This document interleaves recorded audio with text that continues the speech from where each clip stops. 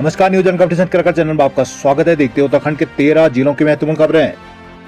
पौड़ी जिले में बच्ची को मारने वाला गुलदार हुआ नरभक्षी। के भतकोट में सगरी गुलदार का मुख्य वन जीव प्रतिपालक ने नरभक्षी घोषित कर दिया है। इस संबंध में डीएफओ और वन संरक्षक ने रिपोर्ट भेजी थी। पोखड़ा के भतकोट गांव में गुरुवार को गुलदार ने 4 साल की मासूम को मार डाला था। तब से वन विभाग की टीमें यहाँ डेरा डाली हुई है। गुलदार के खौफ को देखते हुए पोखड़ा के साथ ही बीरोखाल ब्लॉक के 10 स्कूल शनिवार के लिए बंद रहे हैं। इन स्कूलों को सोमवार तक बंद रखने के आदेश जारी किए गए हैं। डीएफओ गढ़वाल महातिम यादव ने बताया कि स्कूल खुलते ही बच्चों की सुरक्षा के लिए वन और राजस्व की टीमें लगाई जाएंगी। गुलदार पर नजर रखने के लिए कैमरा ट्रैप लगाए हैं और ड्रोन से भी निगरानी की जाएगी। इसके साथ ही यहाँ 3 पिंजरों में लगाए गए हैं और 2 विभागीय शूटर भी तैनात किए गए। जरूरत पड़ी तो प्राइवेट शूटरों को भी तैनात किया जाएगा।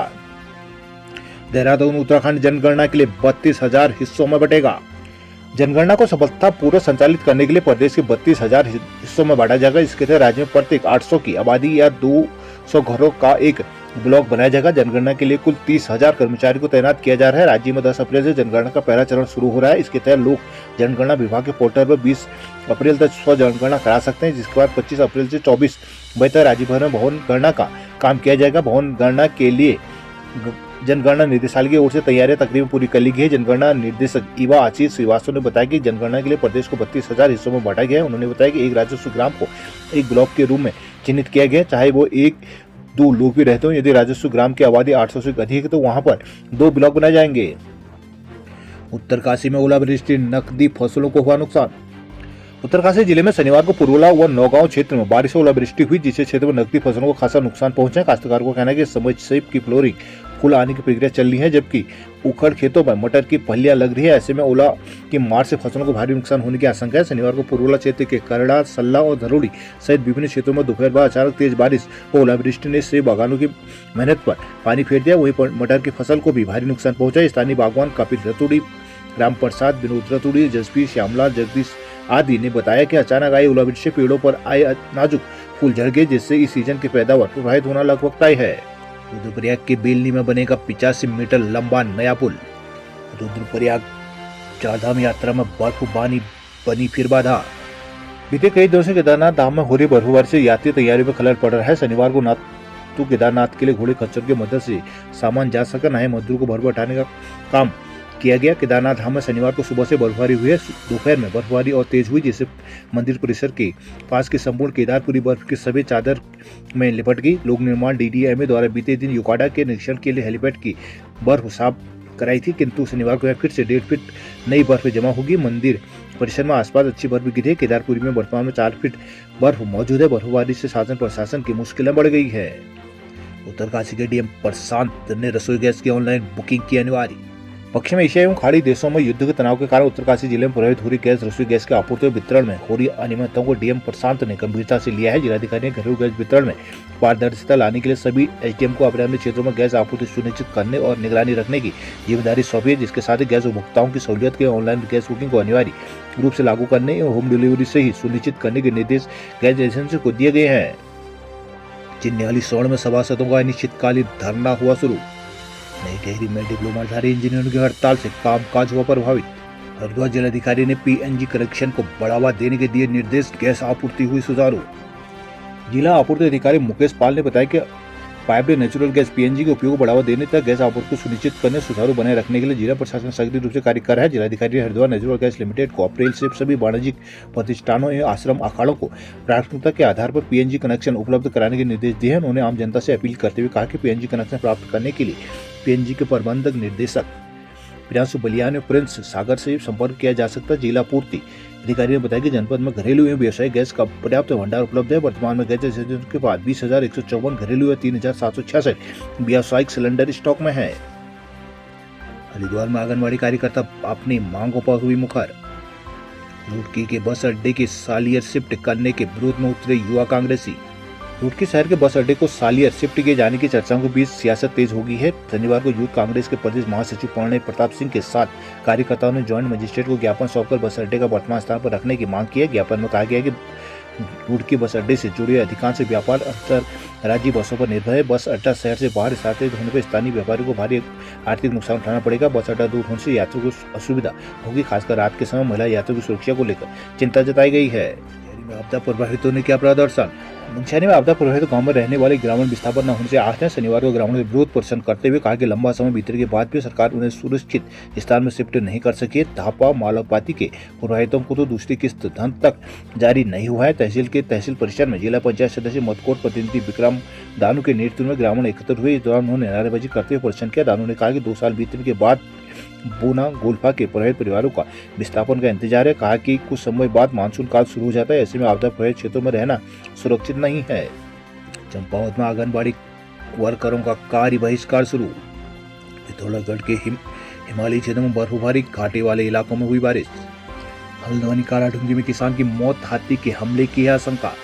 कालाढूंगी के बंदोबस्ती गांव में एक किसान की मौत होगी। मृतक के कूल्हे और छाती के बुरी तरह कुचला गया था। हाथी के हमले में किसान की मौत की आशंका जताई गई है। बंदोबस्ती हड़किया चौड़ निवासी 68 वर्षीय भूपेंद्र सिंह बिष्ट शुक्रवार को घर के पास शुक्र बाजार में सब्जी खरीदने साइकिल से गए थे। देर शाम तक वहां घर नहीं पहुंचे। घर से कुछ दूरी पर चीखने की आवाज आई तो पड़ोस के लोग निकले। देर से घर से 150 मीटर दूरी पर भूपेंद्र गंभीर हाल में खून से लथपथ सड़क पर पड़े मिले। उनका कूल्हा बुरी तरह कुचला गया था। छाती की मांसपेशियां फटकर बाहर आई थी। उन्हें सीएचसी कालाढूंगी ले जाया गया। वहां से परिजनों ने उन्हें एसटीएच हल्द्वानी रेफर किया, जहां डॉक्टरों ने उन्हें मृत घोषित कर दिया। मेडिकल चौकी प्रभारी रविंद्र राणा ने बताया कि पोस्टमार्टम के बाद किसान का शव परिजनों को सौंप दिया गया है। हल्द्वानी में 3 पानी से मंडी गेट तक 227 अतिक्रमणकारियों को भेजा गया नोटिस। हल्द्वानी शहर में सड़क चौड़ीकरण की कार्रवाई पूरी कराने को प्रशासन, लोक निर्माण व सिंचाई विभाग ने कवायद तेज कर दी है। अब 3 पानी से मंडी गेट तक सड़क चौड़ीकरण का कार्य जल्द पूरा होगा, जिसके लिए 227 दुकानदार को नोटिस जारी किए गए। चेतावनी दी गई कि यदि 15 दिन के भीतर स्वयं अतिक्रमण नहीं हटाया तो प्रशासन ध्वस्तीकरण की कार्रवाई शुरू कर देगा।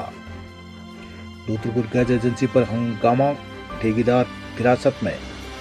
रुद्रपुर शहर में गैस वितरण में फैली अव्यवस्था को लेकर शनिवार को उपभोक्ताओं का आक्रोश फूट पड़ा। गाबा चौक स्थित इंडियन गैस एजेंसी पर भारी भीड़ जुट गई थी। घंटों लाइन लगने की परेशानी और होम डिलीवरी न होने से नाराज लोगों ने जमकर हंगामा काटा। स्थिति बिगड़ने में ठेकेदार को पुलिस ने हिरासत में लिया है। काशीपुर सुखवंत आत्महत्या मामले में कोतवाली प्रभारी समेत 12 के खिलाफ चार्जशीट हुई दाखिल। काशीपुर के चर्चित किसान सुखवंत आत्महत्या प्रकरण में पुलिस मुख्यालय से गठित एसआईटी ने 12 आरोपियों के खिलाफ अब तक मिले साक्ष्यों के आधार पर जुडिशियल मजिस्ट्रेट काशीपुर की अदालत में आरोप पत्र दाखिल कर दिए है। मामले में काशीपुर की आईटीआई कोतवाली के तत्कालीन प्रभारी को भी आरोपी बनाया गया है। काशीपुर के ग्राम पैगा निवासी किसान सुखवंत सिंह ने लैंड फ्रॉड और पुलिस की कार्यप्रणाली से आहत होकर 10 जनवरी की रात हल्द्वानी के गोलापार स्थित एक होटल में गोली मारकर आत्महत्या कर ली थी। खुदकुशी से पहले सुखवंत ने सोशल मीडिया में वीडियो जारी किया था। होटल के कमरे में सुसाइड नोट भी बरामद हुआ था। सुखवंत ने उधम सिंह नगर जिले के कई पुलिस अधिकारियों और कर्मचारियों का नाम लेते हुए उनकी मौत के लिए जिम्मेदार ठहराया गया था। मामले में आईटीआई कोतवाली में 26 लोगों के खिलाफ नामजद मुकदमा दर्ज किया गया। हालांकि इससे पुलिस के अधिकारियों कर्मचारियों के नाम शामिल नहीं थे। मामले के तूल पकड़ने पर प्रशासन स्तर पर एसआईटी का गठन कर पुलिस अधिकारियों, पुलिस कर्मियों और सभी नामजद आरोपियों की भूमिका की विस्तृत जांच की गई। कपकोट में शराब के खिलाफ भूख हड़ताल, एक को जबरन उठा ले गई पुलिस। कपकोट के सामा बाजार से शराब की दुकान हटाने की मांग को लेकर आंदोलन जारी है। 3 दिन से भूख हड़ताल पर बैठे भूपेंद्र कोरंगा को प्रशासन ने जबरन उठाकर सीएचसी कपकोट में भर्ती कराया है। उनका ब्लड प्रेशर लो हो गया था। इसके स्थान में महिला मंगल दल की 12 साल की मंजू ने भूख हड़ताल शुरू कर दी। यहाँ हुई सभा में वक्ताओं ने कहा कि क्षेत्र में शराब की दुकान को कतई सहन नहीं किया जाएगा। मालूम हो कि 4 दिन से सामा में विदेशी शराब की दुकान हटाने की मांग को लेकर भूख हड़ताल जारी है। शुक्रवार की रात करीब 8:30 बजे पुलिस प्रशासन की टीम आंदोलन स्थल पर पहुंची। इस दौरान उन्होंने भूख हड़ताल में बैठे भूपेंद्र के स्वास्थ्य की जांच की। बीपी कम होने की शिकायत में उन्हें जबरन उठाकर प्राथमिक स्वास्थ्य केंद्र सामान ले जाया गया। यहाँ से उपचार के लिए सीएचसी कपकोट भर्ती कराया गया। उन्हें ड्रिप चढ़ाई गई। स्वास्थ्य में धीरे धीरे सुधार हो रहा है। इस दौरान आंदोलनकारियों ने जोरदार विरोध किया। इस महिलाएं भी वहां जमी रही। अल्मोड़ा के जागेश्वर धाम मंदिर में श्रद्धालुओं की उमड़ी भीड़। अल्मोड़ा और बागेश्वर में बारिश से फिर लौटी ठंड। अल्मोड़ा नगर से आसपास के क्षेत्रों में शनिवार को मौसम का मिजाज पल पल बदलता रहा। कभी बारिश और कभी धूप से जनजीवन प्रभावित रहा है। वहीं शीतलहर चलने में लोगों को ठंड का एहसास हुआ। नगर व ग्रामीण क्षेत्रों में शुक्रवार रात से ही बादल छाए रहे। शनिवार को लोगों के दिन की शुरुआत भी हल्की बारिश के साथ हुई। सुबह 9 बजे तक रुक रुक कर बारिश का सिलसिला जारी रहा, जिसके बाद मौसम ने राहत दी। हल्की धूप खिल गई। दोपहर 2 बजे के राहत के बाद एक बार फिर घने बादल छाए और बारिश शुरू हुई। इससे बिना तैयारी के घरों से निकले लोगों को परेशानी का सामना पड़ा। लोगों ने बारिश से बचने के लिए दुकानों में आसरा लेना पड़ा। करीब 3 बजे बाद फिर धूप खिलने से शाम के समय बाजार में लोगों की चहल पहल बढ़ गई। वहीं बागेश्वर जिले में भी एक बार मौसम का मिजाज बदल गया। शनिवार की सुबह से ही आसपास काले बादल से घिरे रहे। अपराह्न 1 बजे से बारिश शुरू हो गई थी। बारिश के कारण एक बार फिर तापमान में गिरावट दर्ज की गई। 7 डिग्री तापमान लुढ़क गया है। बारिश ने अब किसानों की चिंता और बढ़ानी शुरू कर दी। इन दिनों जौ मसूर की खेती तैयार हो रही है। बारिश की से खेती के काम में दखल हो रहा है। शुक्रवार को जहां जिला मुख्यालय का तापमान 25 डिग्री सेल्सियस है, वही शनिवार को लुढ़क कर 18 डिग्री पहुंच गया।